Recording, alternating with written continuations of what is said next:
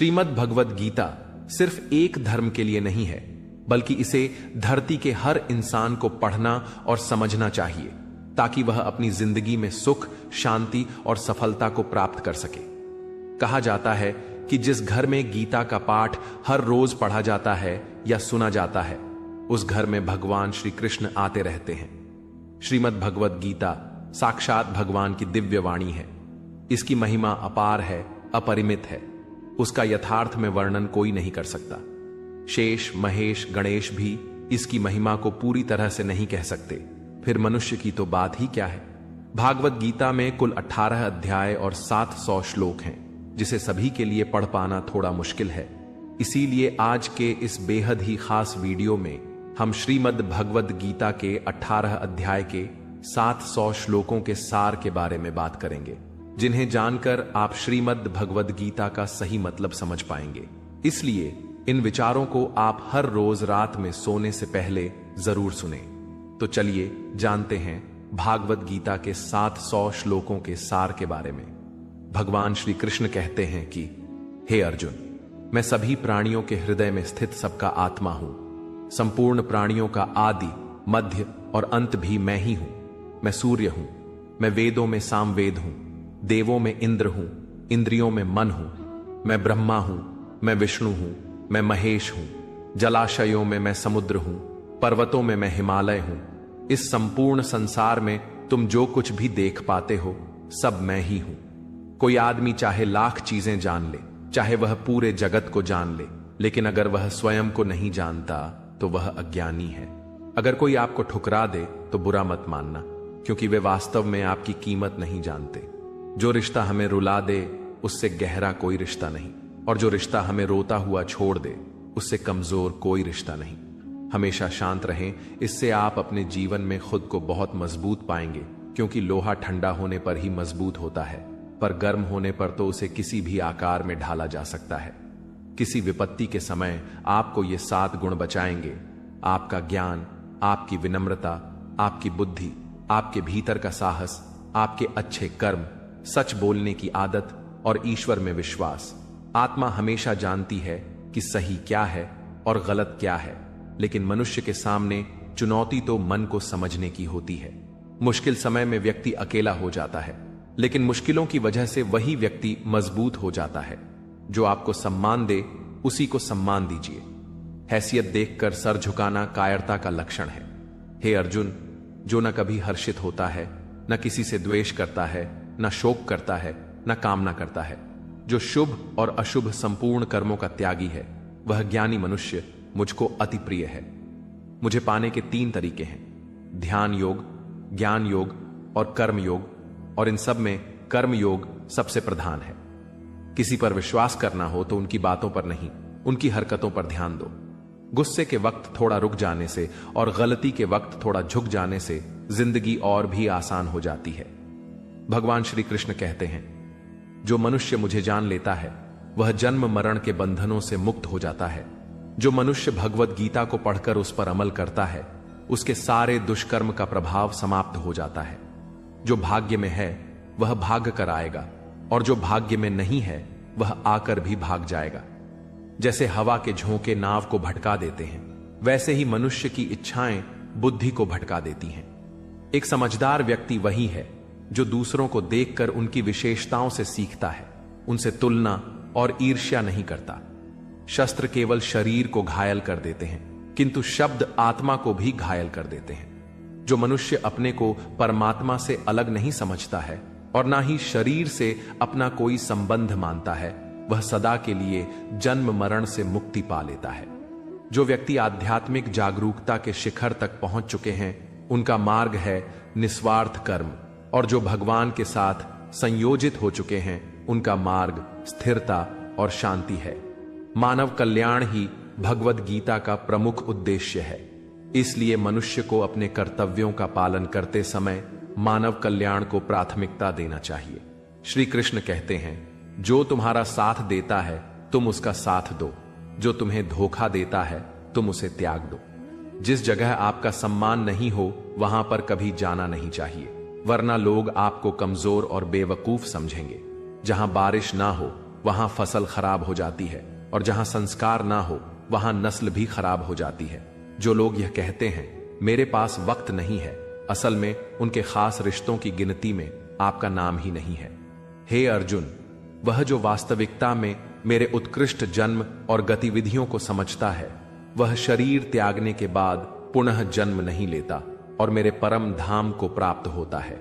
वह व्यक्ति जो सभी इच्छाएं त्याग देता है और मैं और मेरा की लालसा और भावनाओं से मुक्त हो जाता है, उसे अपार शांति की प्राप्ति होती है।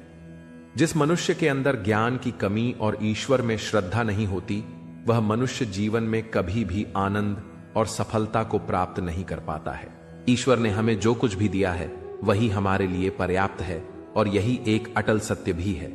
संयम, सदाचार, स्नेह एवं सेवा, ये गुण सत्संग के बिना नहीं आते हैं। ईश्वर से किए गए प्रार्थना से इंसान की परिस्थिति या तकदीर बदले या ना बदले, पर उस प्रार्थना से इंसान के चरित्र में जरूर बदलाव आता है। बात इतनी मधुर रखो कि कभी वापस भी लेनी पड़े तो आपको कड़वी न लगे। खुद में थोड़ा स्वाभिमान होना जरूरी है, वरना लोग आपको वहां भी दबाने की कोशिश करेंगे जहां आपका अधिकार है। कोई एक महापुरुष ही आत्मा को आश्चर्य की भांति देखता है, वैसा ही दूसरा कोई महापुरुष ही इसके तत्व का आश्चर्य की भांति वर्णन करता है, तथा दूसरा कोई अधिकारी पुरुष ही इसे आश्चर्य की भांति सुनता है, और कोई कोई तो सुनकर भी इसको नहीं जानता है।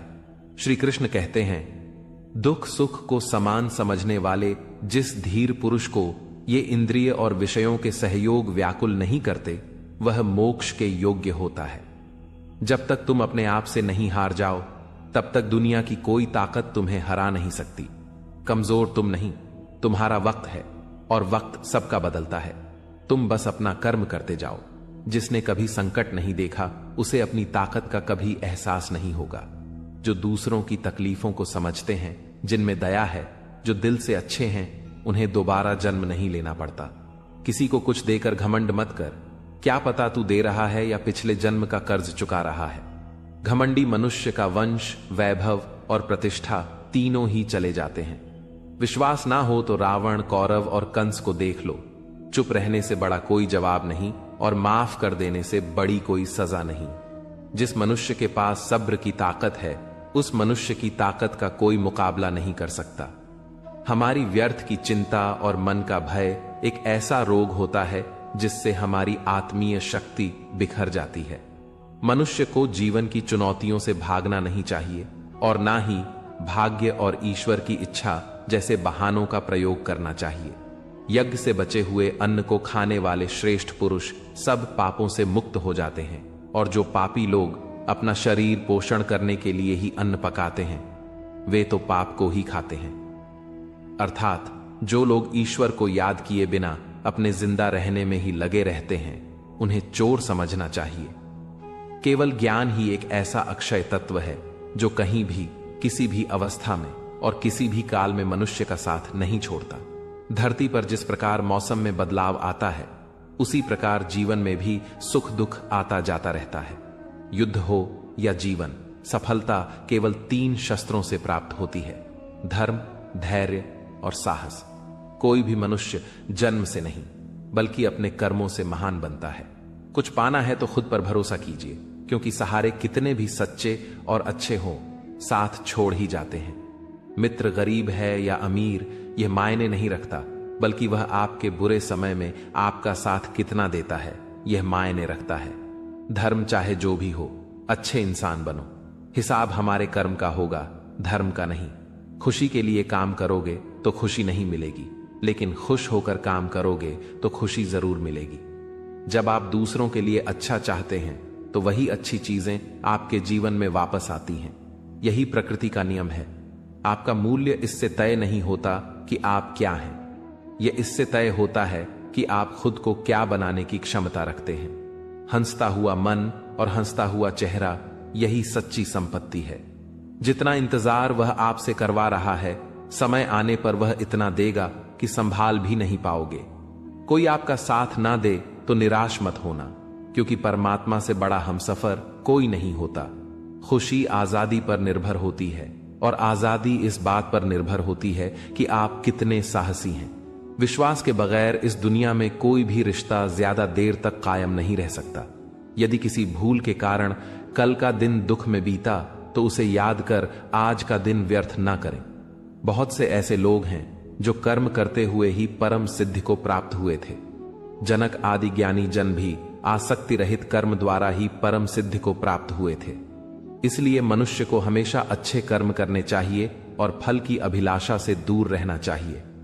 हे अर्जुन, मेरा इन तीनों लोकों में ना तो कुछ कर्तव्य है और ना ही कोई वस्तु प्राप्त करने योग्य है, फिर भी मैं कर्म करते हुए अपने कर्तव्य का निर्वाह करता हूं। श्री कृष्ण कहते हैं, हे पार्थ, यदि मैं कर्मों को करने में सावधानी ना बरतूं तो बड़ा अनर्थ हो जाएगा, क्योंकि मनुष्य सब प्रकार से मेरे ही मार्ग का अनुसरण करते हैं। इस दुनिया में हारे हुए इंसान की, तकलीफ में पड़े हुए इंसान की कोई मदद नहीं करता, और अगर कोई इंसान थोड़ा सा सफल हो जाए तो उससे कोई खुश नहीं होता।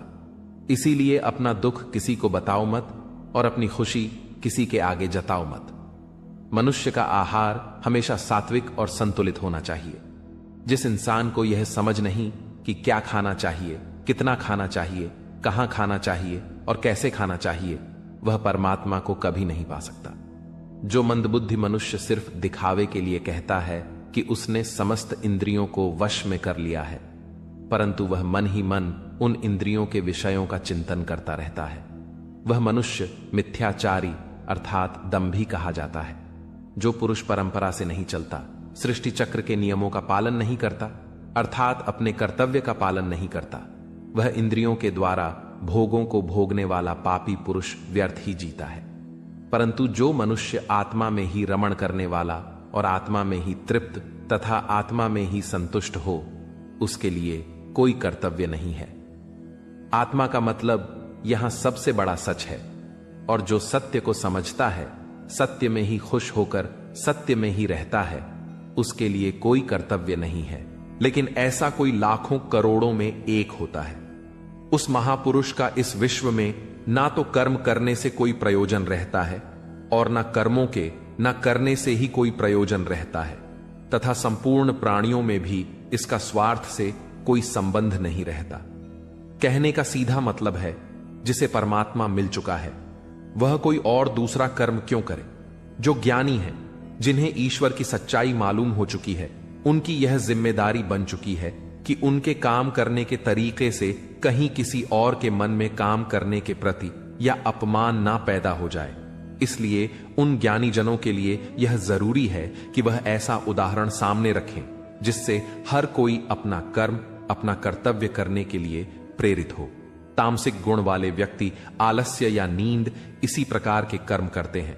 राजसिक गुण वाले बात बात पर शौर्य या बहादुरी दिखाने का काम करते हैं। लेकिन ज्ञानी मनुष्य जानते हैं उनके गुण ही उनसे कर्म करवा रहे हैं, और जो ज्ञानी नहीं होते वह समझते हैं कि सब कुछ वही कर रहे हैं। उठाकर फेंक दो उन रिश्तों को गहरे समुंदर में जिनमें वक्त पड़ने पर स्वार्थ और मतलब की बदबू आती हो।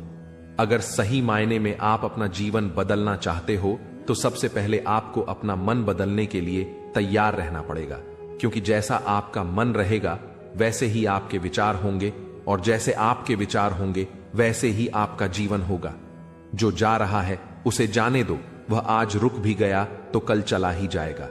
आप जितने सरल, सीधे और नर्म दिल के रहोगे, उतना ही चतुर और बेईमान लोगों द्वारा खदेड़ दिए जाओगे। जिंदगी में सब कुछ दोबारा मिल सकता है, पर वक्त के साथ खोया हुआ रिश्ता और भरोसा दोबारा नहीं मिलता है। भरोसा उसी पर करना जो निभाने के लायक हो। कुछ पल का साथ तो अर्थी उठाने वाले भी दे देते हैं। सच्चे लोगों पर भी उतना विश्वास रखिए जितना दवाइयों पर रखते हैं। बेशक थोड़े कड़वे होंगे, पर आपके लिए फायदेमंद होंगे। उन लोगों से तो दूरियां ही ठीक हैं जिन्होंने आपकी नजदीकियों की कभी कदर नहीं की। बड़ा वही होता है जो छोटों के दर्द को समझ सके। कौन क्या कर रहा है, कैसे कर रहा है, क्यों कर रहा है, इन सब से आप जितना दूर रहेंगे उतना ही खुश रहेंगे। हर रिश्ते की अलग अलग सीमाएं होती हैं, लेकिन बात जब आत्मसम्मान की हो तो वहां पर हर रिश्ता समाप्त कर देना ही उचित होता है। सुबह की नींद इंसान के इरादों को कमजोर बनाती है। मंजिल को हासिल करने वाले लोग कभी देर तक नहीं सोते। मदद एक ऐसी घटना है, करो तो लोग भूल जाते हैं और ना करो तो लोग याद रखते हैं। हर इंसान दो लोगों से हमेशा हार जाता है, एक अपने परिवार से और दूसरा अपनी पसंद के इंसान से।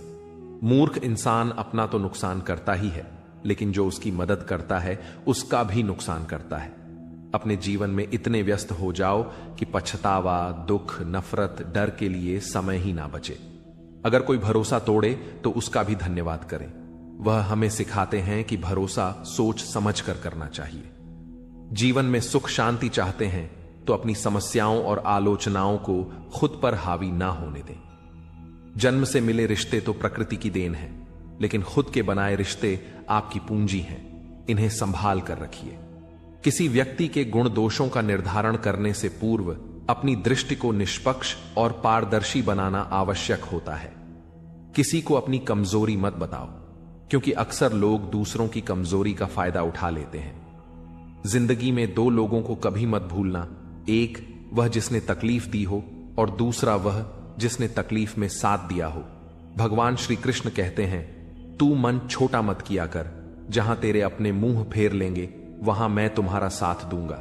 तू किसी के आगे इतना भी मत झुक कि वह तुम्हें गिरा हुआ समझने लग जाए। लोग तुम्हारी कदर तभी करेंगे जब तुम उन्हें उन्हीं की तरह नजरअंदाज करना सीख जाओगे। दीपक का जीवन इसलिए वंदनीय नहीं है कि वह जलता है, बल्कि इसलिए वंदनीय है कि वह दूसरों के लिए जलता है, दूसरों से नहीं जलता है। कामयाबी और नाकामयाबी दोनों जिंदगी के हिस्से हैं, दोनों ही स्थायी नहीं हैं। जिंदगी की आधी शिकायतें यूं ही दूर हो जाएगी अगर लोग एक दूसरे के बारे में बोलने की जगह एक दूसरे से बोलना सीख जाएंगे। विश्वास किसी पर इतना करो कि वह तुम्हारे साथ छल करते समय खुद को दोषी समझे, और प्रेम किसी से इतना करो कि उसके मन में सदैव तुम्हें खोने का डर बना रहे। चार वेदों का अर्थ नहीं भी जानो तो कोई बात नहीं, लेकिन समझदारी, जवाबदारी, वफादारी और ईमानदारी, इन चार शब्दों का मर्म जान लो तो भी जीवन सार्थक हो जाएगा। संबुद्धि युक्त पुरुष पुण्य और पाप दोनों को इसी लोक में त्याग देता है, अर्थात उनसे मुक्त हो जाता है। जिस काल में तेरी बुद्धि मोह रूप दलदल को भली भांति पार कर जाएगी, उस समय तू सुने हुए और सुनने में आने वाले इस लोक और परलोक संबंधी सभी भोगों से वैराग्य को प्राप्त हो जाएगा। हे अर्जुन, जिस काल में मनुष्य मन में स्थित संपूर्ण कामनाओं को भली भांति त्याग देता है और आत्मा से आत्मा में ही संतुष्ट रहता है, उस काल में वह स्थित प्रज्ञ कहा जाता है। दुखों की प्राप्ति होने पर जिसके मन में उद्वेग नहीं होता, सुखों की प्राप्ति में जो सर्वथा स्पृहा रहित है तथा जिसके राग, भय और क्रोध नष्ट हो गए हैं, ऐसा मुनि स्थिर बुद्धि कहा जाता है। जिस प्रकार कछुआ सब ओर से अपने अंगों को जैसे समेट लेता है, वैसे ही जब पुरुष इंद्रियों के विषयों से इंद्रियों को सब प्रकार से हटा लेता है, तब उसकी बुद्धि स्थिर है, ऐसा समझना चाहिए। किससे, कब और कितना बोलना है, अगर तुमने यह समझ लिया तो तुम अपनी जिंदगी के सार्थक बन चुके हो।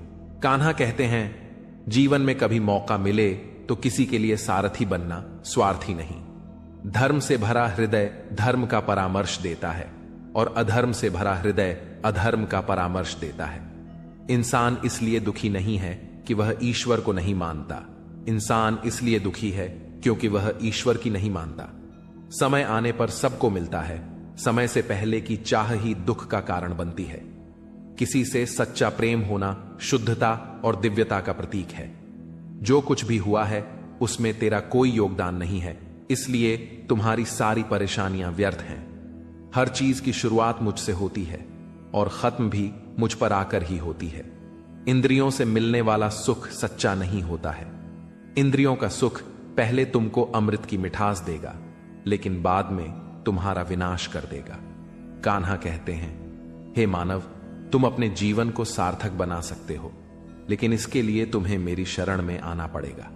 अगर तुम्हें मेरी बातें अजब लगती हैं तो तुम्हें अपने नजरिए को बदलने की जरूरत है। अभी तुम चीजों को उस तरह से नहीं देखते हो जिस तरह मैं देखता हूं। अगर एक बार तुमने मुझ पर विश्वास कर लिया तो तुम्हें जीवन में कभी निराश होना नहीं पड़ेगा। एक बार जो मुझ पर विश्वास कर लेता है उसका साथ मैं कभी नहीं छोड़ता हूं। जो व्यक्ति मेरे भक्तों के साथ धोखा करता है उसके लिए मैं सबसे बड़ा शत्रु हूं। अगर किसी ने मेरे भक्त को एक बार भी धोखा दिया तो जन्मों जन्मों तक मैं उसका उद्धार नहीं करता हूं। मैं हर दिल को एक मंदिर की तरह देखता हूं। जो दिल जितना सुंदर होता है वहां मैं उतना ही अधिक ठहरता हूं।